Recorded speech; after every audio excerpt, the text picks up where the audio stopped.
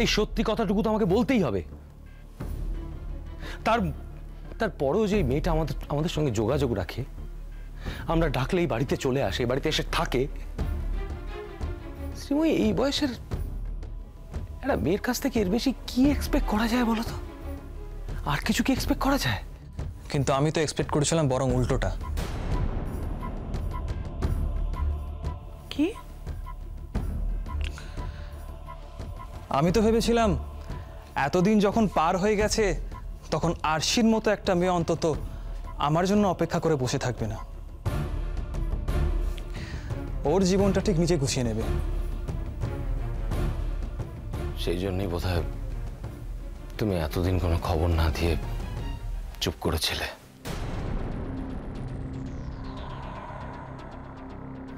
হ্যাঁ বাবা, তাই।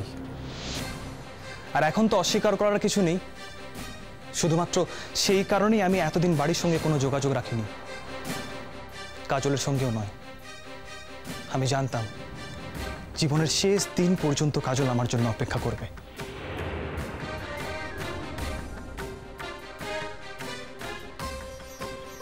নীল, এখন আর এসব কথার কোনো মানে নেই। এতদিন পর তুমি এসছো,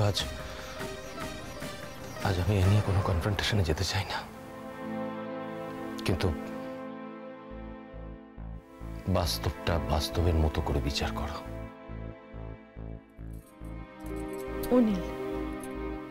নীল আর অশান্তি করিস না বাবা, জীবনের অনেকগুলো দিন বাজে খরচ করে ফেলেছিস,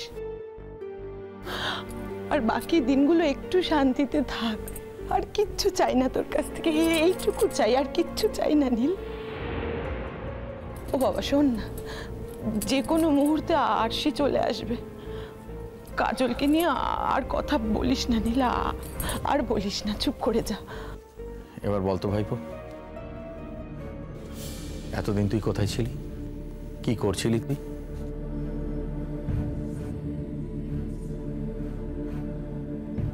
আমেরিকায় ছিলাম। ভালো কথা তো, আমাকে জানালি না কেন? আমাকে তো বলতে পারতিস, আমি নয় কাউকে বলতাম না। এতটুকু ভরসা তো তুই আমায় করিস, বল। না নীল, তোমার একবারও মনে হলো না যে বাড়ির সবাই কতটা কষ্টে আছে?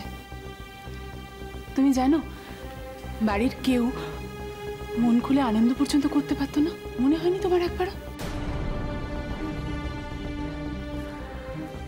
মনে হয়নি বলবো না, কিন্তু তার থেকেও বড় ছিল আমার কাছে আমার অস্তিত্বের সংকট।